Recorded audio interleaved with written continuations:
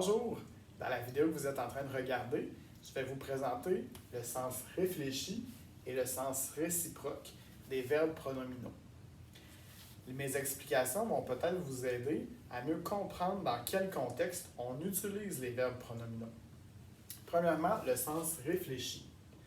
Quand on dit le sens réfléchi, ça veut dire que chaque personne fait l'action sur soi-même et pour soi-même. OK? Par exemple, si je prends le verbe se coucher, qui est un verbe pronominal, et que je dis je me couche, bien là, c'est que je couche qui? Moi-même. Tu te couches. Tu couches qui? Toi-même. Il se couche. Il couche qui? Lui-même. Elle se couche. Elle couche qui? Elle-même. On se couche. Donc là, si on utilise on, c'est qu'il y a deux personnes. Mais chaque personne se couche elle-même. Hein? Chaque personne fait l'action de se coucher pour soi-même. Nous nous couchons. Donc là, il y a deux personnes ou plus.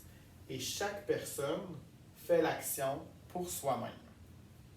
Vous vous couchez. Possiblement qu'il y a deux personnes. Mais chaque personne fait l'action pour soi-même. Il se couche, même chose, peut-être qu'il y a deux personnes, mais chaque personne fait l'action de se coucher pour soi-même. Elle se couche, la même chose, chaque personne fait l'action de se coucher pour soi-même. Ça, c'est le sens réfléchi.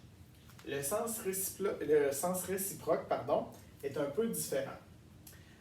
Pour vous donner les exemples, je vais utiliser le verbe se parler, qui est un verbe pronominal. Donc là, quand on parle de sens réciproque, c'est que les personnes vont faire l'action en collaboration. OK?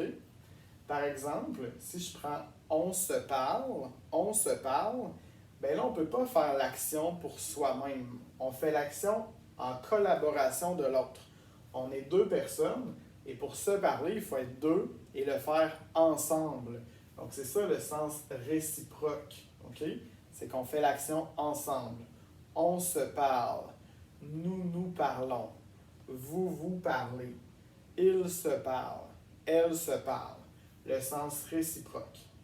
Et comme il faut être en collaboration de quelqu'un pour faire l'action, pour faire l'action de se parler dans le sens réciproque, dans mon exemple, je n'ai pas inclus le sujet je, tu, il au singulier et elle au singulier.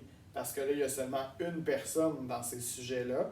Donc, ce n'est pas l'action de se parler dans le sens réciproque. Donc, c'est ça la différence entre le sens réfléchi et le sens réciproque. Donc, j'espère que mes explications sont claires. Si vous avez plus de questions, vous pouvez aller les poser à votre enseignante ou à votre enseignant. Bonne journée!